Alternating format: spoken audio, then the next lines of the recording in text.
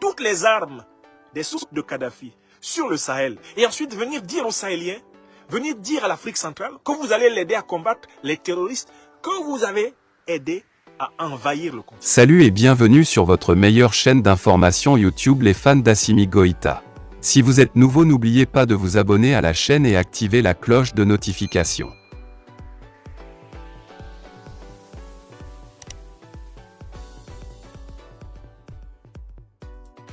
À envahir le continent. Cela ne passe plus. C'est un mensonge inacceptable. Et vous multipliez entre-temps des manœuvres d'intimidation contre la volonté farouche des Africaines et des Africains de reprendre aujourd'hui en main leur destin, en assurant par eux-mêmes prioritairement leur sécurité, leur défense, en reprenant en main leur économie, en reprenant en main leur destin politique et en refondant leurs institutions par une renaissance de la civilisation africaine. Je vous ai souvent parlé de la fameuse diagonale mystique qui va de Bangui à Bamako. Incontestablement aujourd'hui, le Mali, le peuple malien, est à la pointe de l'éveil africain. Et tout Africain éveillé, où qu'il soit sur la planète, soutient le peuple malien et soutient le gouvernement de transition du Mali. Je voudrais appeler les uns et les autres à redoubler d'ardeur, car le Mali traverse une période extrêmement périlleuse. Il n'est pas seulement menacé par la grande déstabilisation qui a frappé, vous le savez, la Libye et qui a frappé tous les pays du Sahel, lorsque la coalition occidentale a détruit la Libye et tué Kadhafi.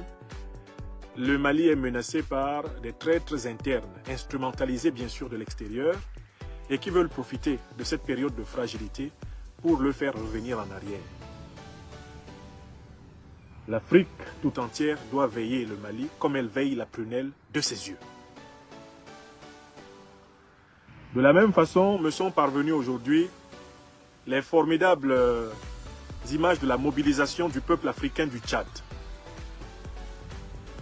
Le peuple africain du Tchad qui refuse d'être militairement recolonisé, qui demande à être économiquement libéré, qui demande à être politiquement libéré de la dictature des Déby.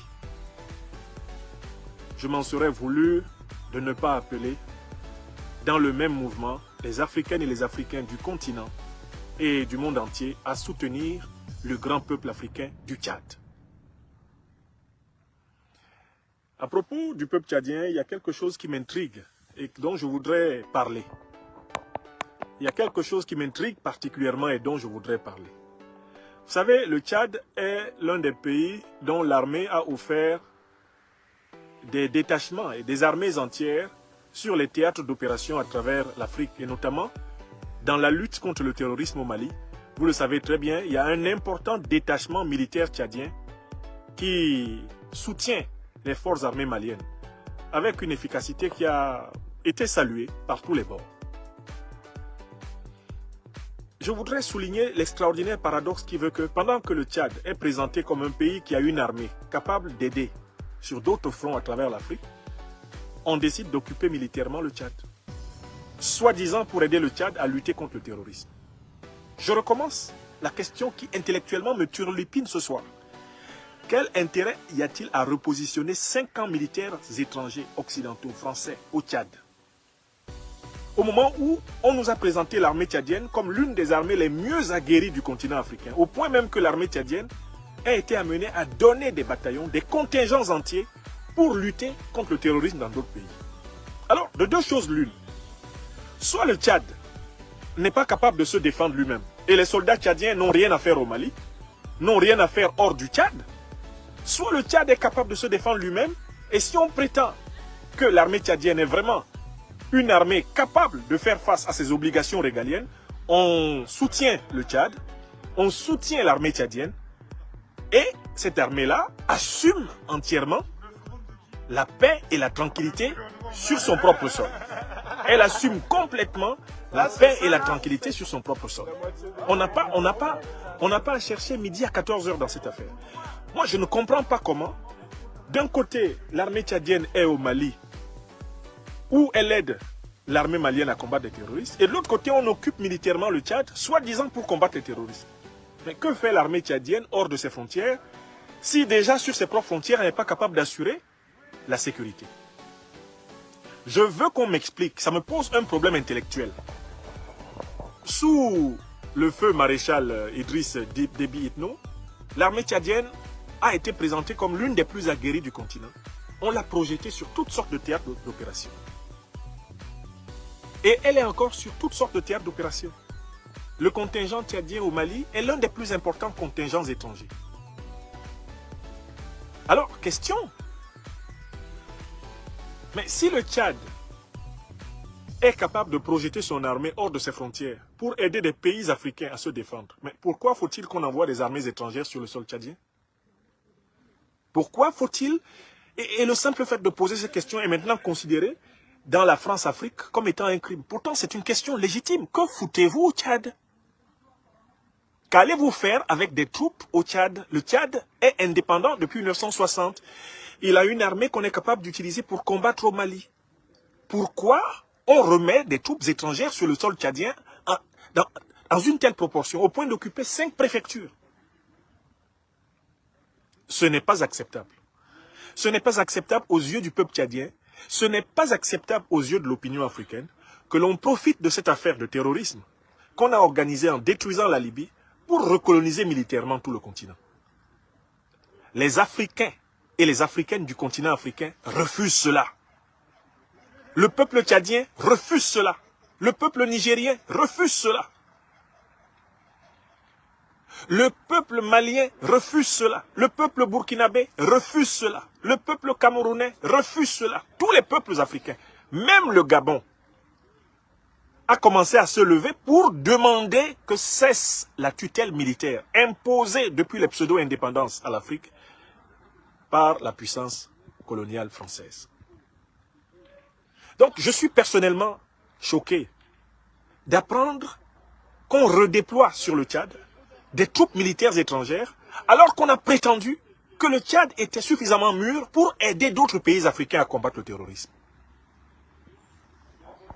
C'est tout simplement choquant.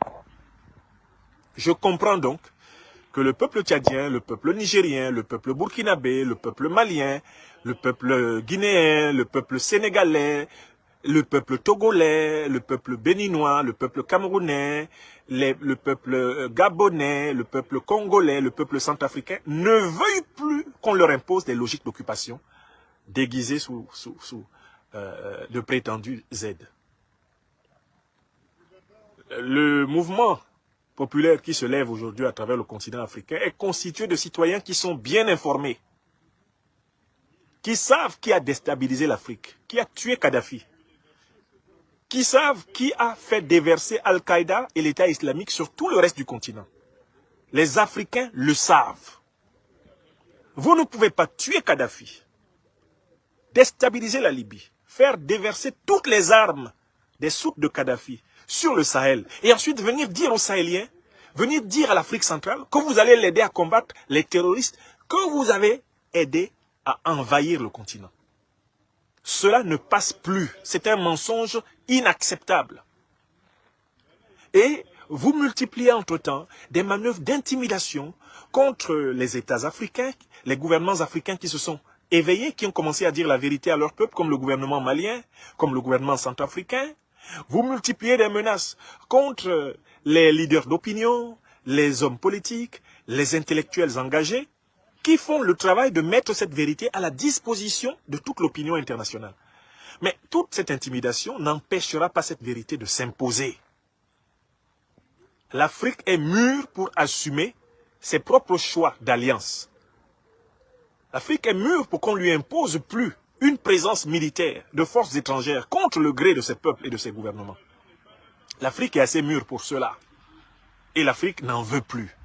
C'est cela que dit le peuple tchadien. C'est ce qu'a dit hier le peuple malien. Tout peuple africain qui peut manifester le dira. Les peuples de ce point de vue ont de l'avance sur l'hypocrisie, la lâcheté, la couardise des gouvernaillons de la France-Afrique. Regardez un peuple comme le peuple burkinabé. Paul-Henri Sandaogo Damiba ne le laisse pas faire de manifestation. Sandaogo Damiba ne veut pas que le peuple burkinabé manifeste. Parce qu'il sait que les prises de position qui sont les siennes dans la lutte antiterroriste sont contraires aux intérêts du peuple burkinabé. Il sait qu'il détient dans sa géole un militaire, le colonel Zungrana, qui avait l'intention d'écouter son peuple et de changer la doctrine de la lutte antiterroriste burkinabé en cessant de coopérer précisément avec ceux qui ont déstabilisé le Burkina, en tuant Kadhafi et en déversant Al-Qaïda et l'État islamique sur le Sahel.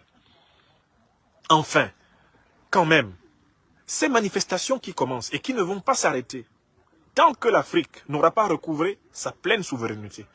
Ces manifestations sont là pour lancer un avertissement aux pays du Moyen-Orient, du Golfe, qui croient qu'on ne voit pas leur jeu. Oui, les Africains disent et doivent dire à l'Arabie Saoudite, au Qatar, aux Émirats Arabes Unis, au Bahreïn. Les Africains doivent leur dire, comment est-il possible que Al-Qaïda ait ses bureaux à Doha au Qatar et que vous, les Qataris, vous prétendiez être nos partenaires économiques et politiques normaux. Al-Qaïda qui nous tue en Afrique. La succursale africaine d'Al-Qaïda a reconnu son allégeance à la direction d'Al-Qaïda dont la base est chez vous. Comment prétendez-vous avoir des relations économiques, financières, politiques normales avec l'Afrique alors que vous êtes les bases arrières des organisations qui tuent les Africains, qui les fragilisent pour faciliter l'installation des bases militaires occidentales? On doit poser cette question à l'Arabie Saoudite. La famille royale des Saouds doit rendre des comptes aux Africains. Comment se fait-il que toutes les enquêtes indiquent que c'est vous qui financez l'État islamique? Et en même temps, vous prétendez avoir des relations normales avec tous les pays africains qui sont envahis par les suppôts de l'organisation criminelle que vous financez. On doit poser la question à tous les alliés des pays du Moyen-Orient, que ce soit la coalition de l'OTAN, les États-Unis, la France. Comment ça se fait que vous soyez les meilleurs fournisseurs d'armes de l'Arabie Saoudite, qui n'est pas une démocratie, du Qatar, qui n'est pas une démocratie, des Émirats Arabes Unis, qui ne sont pas une démocratie, du Bahreïn, qui n'est pas une démocratie, de toutes ces monarchies du Golfe, qui ne sont pas des démocraties, où les bras des voleurs sont coupés, les femmes sont soumises à l'incarcération vestimentaire. Comment ça se fait que là-bas, vous n'avez jamais pensé à restaurer la démocratie par la guerre, mais que vous n'avez pas hésité à tuer Kadhafi au motif que vous vouliez restaurer la démocratie. Vous avez tué Saddam Hussein au motif que vous vouliez instaurer la démocratie. Vous avez cherché à tuer Bachar al-Assad au motif que vous vouliez instaurer la démocratie. Pourtant, vous, puissance occidentale, grande donneuse de leçons en droit international, êtes les complices des pires monarchies du Golfe.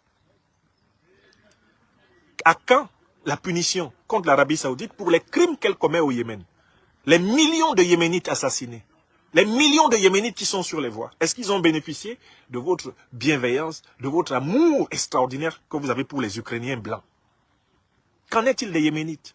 Le conflit qui a été déclenché en Éthiopie, les morts de ce conflit, en Somalie, les morts de ce conflit, qu'est-ce que vous en avez fait? Alors l'Afrique ne cherche même plus la cohérence de votre discours. Messieurs les dirigeants des grandes puissances occidentales, l'Afrique vous demande simplement de la laisser respirer, de retirer vos troupes, de retirer vos monnaies d'escroquerie, retirer votre monnaie néocoloniale, le franc CFA. Et l'Afrique se chargera de renverser ses propres dictateurs. Et l'Afrique se chargera de construire sa propre fédération. Alors l'Afrique le demande avec exigence, c'est-à-dire que les peuples sont dans la rue. Et ils ne reprendront pas le chemin des domiciles tant qu'ils n'auront pas atteint cet objectif. Parce que les jeunes, les cadres et même les politiques ont compris que l'Afrique ne va pas s'en sortir tant que le système que vous avez imposé est en place. Et il faut que vous sachiez que c'est irréversible. Irréversible. Irréversible. C'est vous qui devez reculer. Vous n'avez pas à occuper militairement le Tchad. Vous n'avez pas à occuper militairement le Niger. Vous n'avez pas à occuper militairement le Mali. Vous n'avez pas à occuper militairement la Côte d'Ivoire. Vous n'avez pas à occuper militairement le Cameroun. Vous n'avez pas à placer des bases militaires sur le golfe de Guinée. C'est pas chez vous. Vos bases militaires, vous les placez chez vous. C'est encore vous qui avez les politiques d'immigration les plus dures de la planète. Il est infiniment plus difficile à un Africain d'entrer en Europe qu'à l'or africain, au pétrole africain, au diamant africain d'entrer en Europe.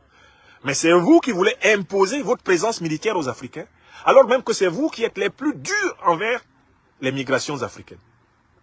Alors, les Africains ne sont plus en train de vous demander d'ouvrir les frontières européennes. Ils vous demandent de retirer les bases néocoloniales, de retirer les structures d'exploitation économique néocoloniale. Ils vous demandent, eh bien, d'assumer votre destin sur votre continent pour que l'Afrique s'assume sur le sien. Ce n'est pas de la haine, c'est de la demande de justice. Ce n'est pas de la haine, c'est de la demande de vérité. Vous courez tous les médias, vous courez toutes les... Oui, on excite à la haine anti-française. Non, il ne s'agit pas de la haine. Il s'agit d'une revendication de justice, une revendication d'égalité, une revendication de vérité. Et plus vous persistez à ne pas écouter cela, malheureusement, plus vous êtes en train de radicaliser les peuples africains. C'est par votre faute que des événements irréparables pourraient arriver en Afrique. Jusqu'ici, les protestations africaines, telles que je les observe, sont pacifiques. Ce sont des protestations morales, ce sont des protestations citoyennes qui plus est protégées par les constitutions de chacun de ces pays. Mais attention, attention, attention. La surdité des grandes puissances occidentales et des dictatures qui les servent en Afrique, aux appels, aux protestations, aux manifestations des peuples africains, risque de radicaliser ces peuples. Et alors, ce sera très tard. Alors, mes chers amis, mes chers frères et sœurs du Tchad et du Mali, je voulais appeler tous nos amis de l'Afrique des libertés à vous saluer, à vous remercier pour votre engagement, pour la défense des libertés constitutionnelles de vos pays respectifs, une défense qui est la défense de notre dignité collective.